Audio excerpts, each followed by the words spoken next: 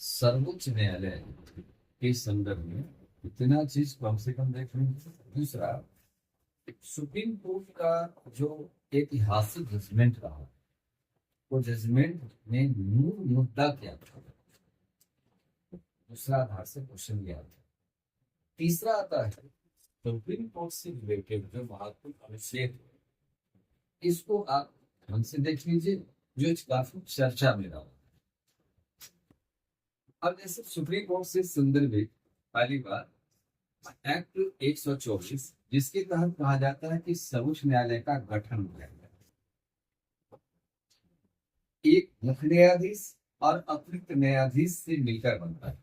उस संदर्भ में एक मुख्य न्यायाधीश और 7 अतिरिक्त न्यायाधीश समय समय पर बढ़ाते हुए संसद को अधिकार है न्यायाधीशों की संख्या बढ़ाने का। तो संसद ने न्यायाधीशों की संख्या समय समय पर बढ़ाया। अभी वर्तमान में एक न्यायाधीश और 35 अतिरिक्त न्यायाधीश, 34 न्यायाधीश होते हैं। न्यायाधीश की नियुक्ति एक कॉलेजियम के द्वारा किया जाता है, और कॉलेजियम एक संस्था है। इसकी गठन 1993 में किया गया, पीवी नरसिम्हा राव की सरकार के रीजन में। कॉलेजियम 6 सदस्यीय है। इसके अध्यक्ष सर्वोच्च न्यायालय के मुख्य न्यायाधीश होते हैं।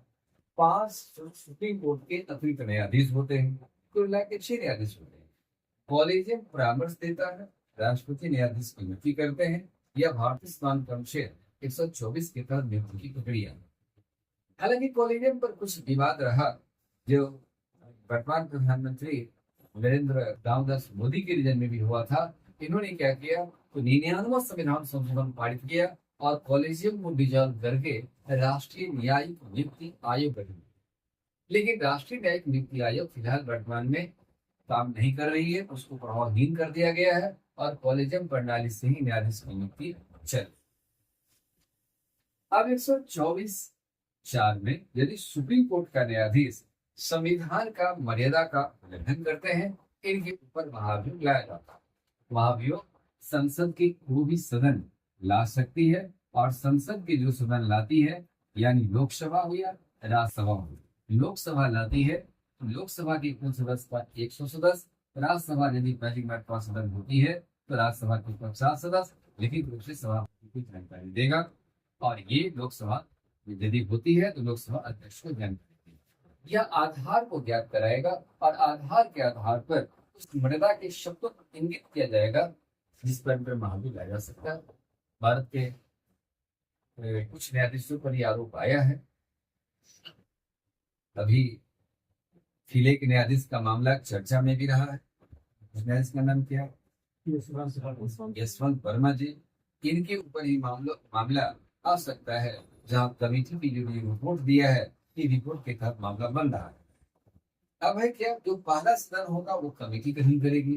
3 सदस्यीय न्यायिक समिति होगी, जिसमें सुप्रीम कोर्ट का चीफ जस्टिस, फिर या सुप्रीम कोर्ट का कोई वरिष्ठ जज होंगे, या किसी हाई दूसरा सदस्य किसी हाईकोर्ट के उच्च न्यायालय का मुख्य न्यायाधीश होते हैं, और तीसरा कानूनविद ये रिपोर्ट देते हैं। रिपोर्ट के बाद यह सदन उपस्थित और मतदान करने वाले सदन की दो तिहाई से पास करेगा। पास करने के बाद दूसरा सदन में जाएगा। दूसरा सदन में उपस्थित मतदान करने वाले सदस्यों के बहुमत से प्रस्ताव पास करेगा। पास करते ही राष्ट्रपति ऐसे न्यायाधीश को बर्खास्त कर देंगे। हालांकि भारत में यह प्रस्ताव आया है, लेकिन किसी भी न्यायाधीश के ऊपर पारित नहीं हुआ। बी रामास्वामी 1993 का मामला है, जिस पर यह आरोप आया था, लेकिन दोनों सदन में बहुमत से पारित नहीं होने के कारण ये बार बार बच जाते हैं। तो रामास्वामी, न्यायमूर्ति रामास्वामी रीजन में। फिर पीडी दिनाकरन, सिक्किम उच्च न्यायालय का न्यायाधीश, इनके ऊपर मामला आया। फिर दूसरा, कलकत्ता हाईकोर्ट के जस्टिस सौमित्र सेन के ऊपर मामला आया, लेकिन ये राज्यसभा से पास कर दिया। लोकसभा के जाने पर में अब वर्मा जी के ऊपर में जो बात इस प्रकार से 124(7), क्योंकि ये एक चर्चा में मुद्दा है, यह कहीं न कहीं यह क्वेश्चन का आधार बनेगा, इसलिए हम उसको बार बार रिपीट भी करते जा रहे हैं। अब 124 के तहत उनका वेतन भत्ता दे जाते हैं। अब शपथ लेते हैं। शपथ सुप्रीम कोर्ट के जस्टिस को शपथ राष्ट्रपति दिलाते हैं। सुप्रीम कोर्ट के चीफ जस्टिस जो बनते हैं 30 दिन पहले कि उनकी नियुक्ति हो जाती है जब वर्तमान चीफ जस्टिस अपने उत्तराधिकारी के बारे में फैसला लेता है। कार्यकारी मुख्य न्यायाधीश हो जाता है कि जब 126 कार्यकारी मुख्य न्यायाधीश यदि सर्वोच्च न्यायालय का मुख्य न्यायाधीश किसी कारणवश अनुपस्थित होते हैं या उनका किसी प्रकार की गृह कार्य से अवकाश लेते हैं गृह कार्य में, तो कार्यकारी मुख्य न्यायाधीश अतिरिक्त न्यायाधीश में से किसी कोई एक न्यायाधीश को राष्ट्रपति कार्यकारी मुख्य न्यायाधीश नियुक्ति करते हैं। फिर जब मुख्य न्यायाधीश आ जाते हैं पद पर चले जाते हैं। जितना दिन अतिरिक्त न्यायाधीश कार्यकारी मुख्य न्यायाधीश की भूमिका में रहेंगे, काम करेंगे, उतना दिन का वेतन उन्हें भी नहीं देगा। लेकिन उस समय अतिरिक्त न्यायाधीश का वेतन नहीं मिलेगा जितना दिन वो काम करेगा। तदर्थ न्यायाधीश आर्टिकल 127। तदर्थ न्यायाधीश का मतलब है कि सुप्रीम कोर्ट में जब मामले अधिक आ जाते हैं तो मामले किसी निपटारा करने हेतु या किसी न्यायिक बेंच में सदस्य की संख्या कम पड़ रहा है, हाईकोर्ट के न्यायाधीश इक्विवेलेंट निपटारा रखने वाला किसी व्यक्ति को न्यायाधीश को राष्ट्रपति तदर्थ न्यायाधीश के रूप में नियुक्ति करते हैं। तदर्थ न्यायाधीश की कार्यकाल 2 वर्ष या 65 वर्ष की उम्र तक होता है, दोनों में से जो पहले पूरा हो जाए। फिर उसमें जितना दिन वो काम करेंगे, सब सुप्रीम कोर्ट के काम करने के कारण सुप्रीम कोर्ट के न्यायाधीश के समान उनका वेतन मिलता है। सुप्रीम कोर्ट के न्यायाधीश मुख्य न्यायाधीश का वेतन 2,80,000 माह दिए जाते हैं, जबकि 2.5 लाख रुपए प्रति माह अतिरिक्त न्यायाधीश को देने का व्यवस्था है। आर्टिकल 129 जिसमें कहा जाता है अभिलेखीय न्यायालय court of recorded supreme court. Supreme court और हाई कोर्ट दो कोर्ट को अभिलेखीय न्यायालय कहा जाता है। इनके द्वारा जारी किया गया आदेश, निर्णय, डिक्री जो भी मामले पर देंगे वह एक ऐतिहासिक माना जाएगा और उसी आधार पर जो जजमेंट किए गए हैं किसी व्यक्ति या संस्था को लागू हो सकता है। 130 कहता है कि सुप्रीम कोर्ट नई दिल्ली में स्थित है। ये कहाँ पर स्थित है? नई दिल्ली में स्थित है और समय जब आधार बनेगा उसकी खंडपीठ गठन किया जा सकता है। हालांकि सुप्रीम कोर्ट ने जजमेंट में यह भी कहा है कि किसी भी सूरत में अभी फिलहाल सुप्रीम कोर्ट का खंडपीठ गठन नहीं होगा। वर्तमान संचार व्यवस्था विकसित भारत में बनता जा रहा है, इसलिए फिलहाल ये व्यवस्था नहीं रखा गया। खंडपीठ की गठन संविधान की प्रोविजन को कहती है, लेकिन गठन अभी तक नहीं की गई। अब शेष आर्टिकल्स और उनका जो क्षेत्राधिकार है उसके थोड़े सा बिंदुओं पर भी ध्यान देना अनिवार्य होता है। जैसे देखिए, आरंभिक या प्रारंभिक अधिकार। सुप्रीम कोर्ट का अधिकार में क्या क्या आता है? इस अधिकार के दायरे में आएगा आरंभिक या प्रारंभिक अधिकार के रूप में भारतीय संविधान के अनुच्छेद 131 यानी 131 के तहत ये मामला आता है। 131 के तहत कहा गया है कि यदि सुप्रीम कोर्ट में दो व्यक्ति जब लड़ाई लड़ता है तो मामला अदालत में जाएगा। एक तरफ भारत सरकार किसी मुद्दा को लेकर खड़ा है और दूसरा तरफ जो है 2 या 2 से अधिक राज्य गंभीर मामला है, मामला सुप्रीम कोर्ट में। या यह भी हो सकता है एक तरफ भारत सरकार किसी मुद्दा को लेकर खड़ा है और इसके समर्थन में 2 या 2 से अधिक राज्य भी है और दूसरी तरफ 2 या 2 से अधिक राज्य है, जब भी मामला सुप्रीम कोर्ट में जाएगा। यानी इस मामला को लेकर दे देगा कि किस प्रकार का अधिकार क्षेत्र में आता है, किस प्रकार का अधिकार क्षेत्र में यह मामला आता है। तो यहाँ सवाल है, एक तरफ भारत सरकार किसी मुद्दा को लेकर खड़ा है, दूसरा तरफ 2 या 2 से अधिक राज्य का मुद्दा है। मामला सुप्रीम कोर्ट जाएगा, सुप्रीम कोर्ट की जजमेंट आएगी, जो जजमेंट होगा सर्वमान्य जजमेंट, इसको कहते हैं आरंभिक या प्रारंभिक। या दूसरा यह भी हो सकता है कि एक तरफ भारत सरकार किसी मुद्दा को लेकर खड़ी रहेगी और उसके समर्थन में 2-4 राज्य समर्थन भी कर रहा है, दूसरी तरफ 2 या 2 से अधिक राज्य है, एक गंभीर बात है और इस मामला को लेकर ये आरंभिक या प्रारंभिक क्षेत्राधिकार का मामला बनेगा और इस सुप्रीम कोर्ट में जाएगा। दूसरा है अपीलीय अधिकार। सुप्रीम कोर्ट का बहुत बड़ी अधिकार है। अपील अधिकार के मामले में वर्ल्ड के जितने भी सुप्रीम कोर्ट हैं उसमें सबसे अधिक अधिकार अपीलीय अधिकार भारत के सुप्रीम कोर्ट को होगा।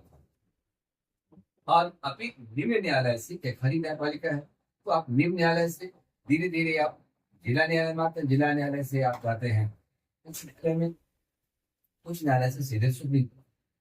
पहले क्या था, संविधान जब बनी थी तो 4,000 रुपए की मुकदमा जो होती थी सीधे सुप्रीम कोर्ट में दर्ज होती थी। लेकिन जब इस मामला सुप्रीम कोर्ट में जब ज्यादा मामले आ गए तो यहाँ पर एक व्यवस्था किया गया कि यदि उच्च न्यायालय यह प्रमाणित कर दे कि अब इस मामले की व्याख्या सुप्रीम कोर्ट में जाने जरूरी है या अति गंभीर प्रश्न है तो सीधे सीधे सुप्रीम कोर्ट में जा सकता है, विधि का तात्विक प्रश्न है तो सुप्रीम कोर्ट में सीधे जा सकता है। इस प्रकार से अपील अधिकार के तहत मापे जाते हैं। भारतीय संविधान का अनुच्छेद 132 134 के तहत यह प्रक्रिया प्रोसेस की वर्णन किया गया है। अपील अधिकार में ये 4 प्रकार का अधिकार होता है: संवैधानिक, फौजदारी, दीवानी, विशेष। संवैधानिक कॉन्स्टिट्यूशनल, यदि संविधान की व्याख्या से जुड़ा हुआ कोई मामला है तो सीधे सुप्रीम कोर्ट में जा सकता है। यदि आप निम्न न्यायालय में मामला को दर्ज करते हैं तो मामला धीरे धीरे डिस्ट्रिक्ट कोर्ट और डिस्ट्रिक्ट कोर्ट से हाई कोर्ट और हाई कोर्ट से सीधे सुप्रीम कोर्ट जा सकता है।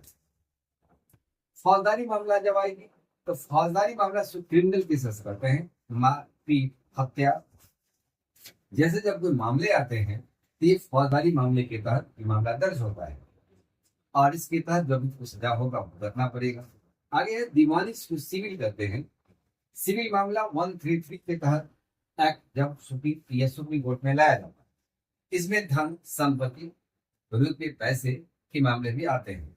दूसरा बात आ जाता है कि यदि भारत सरकार का कोई या सरकारी कुछ संपत्ति है, सरकारी संपत्ति में ये आगजनी की कांड या उसकी संपत्ति की चोरी करने या मार्केट में जो सामान जा रहा है उसकी चोरी करने, जो मुआवजा है उस व्यक्ति को भरना पड़ेगा। तो इस प्रकार की राष्ट्रीय क्षति नहीं की जा सकती।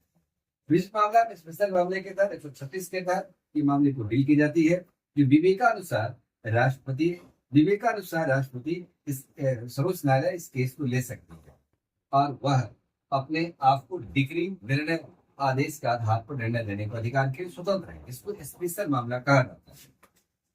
ये 4 प्रकार का अधिकार है अपीली अधिकार में, जो वर्ल्ड में सबसे बड़ा अधिकार रखने वाला भारत का सुप्रीम कोर्ट को प्राप्त है। ब्राह्मणतांत्री एक्ट 143 के तहत सर्वोच्च न्यायालय से परामर्श लेने का अधिकार राष्ट्रपति को है। जब राष्ट्रपति की कर्तव्य विमूर्तता के सिर्फ बातें हैं कि दोनों तरफ संविधान है, निर्णय क्या लेना है, राष्ट्रपति को अधिकार है कि आप सुप्रीम कोर्ट से परामर्श ले सकते हैं। सुप्रीम कोर्ट आप उस परामर्श को देने के लिए बाध्य नहीं, ना ही सुप्रीम कोर्ट द्वारा दी गई परामर्श को राष्ट्रपति मानने के लिए बाध्य है। इस प्रकार से ये परामर्शी अधिकार का प्रयोग एक्ट 143 के तहत की जाती है।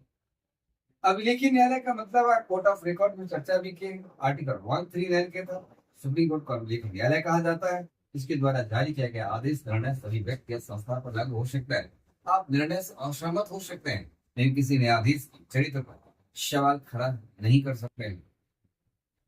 अब न्यायिक पुनरावलोकन हो जाता है कि यदि कोई मामला है और उस मामले में आज जजमेंट सुप्रीम कोर्ट दिया, कल उसका फिर से व्याख्या करके नया जजमेंट दे सकता है। इस प्रकार से सुप्रीम कोर्ट को ये इतने सारे अधिकार दिया गया है। और भी यह अधिकार है मौलिक अधिकार का संरक्षक है। तो मौलिक अधिकार का ये संरक्षक है, ये प्रहरी है, जहाँ पर सुप्रीम कोर्ट को अंततः न्याय देने की आवश्यकताएं पड़ती है। इतनी सारे मामला को ध्यान में रहेंगे, सुप्रीम कोर्ट से ये मामला क्लियर हो जाएगा। हाँ, एक क्वेश्चन का आधार बनता है, यदि सुप्रीम कोर्ट का कोई ऐतिहासिक जजमेंट है तो कहता है किस वाद में दी गई निर्णय है। 2-4 कुछ वादों पर चर्चा कर लीजिए, जैसे संघवी प्रसाद, सज्जन सिंह, विश्वानंद भारती, ओम प्रकाश, ये मामला जिनको कार्टून से संबंधित, इन सब बातों को ध्यान में रखिए। मामला क्वेश्चन सुप्रीम कोर्ट से बन जाएगी, इसमें कोई ज्यादा परेशानी होने की आवश्यकता नहीं। बात और कुछ क्वेश्चन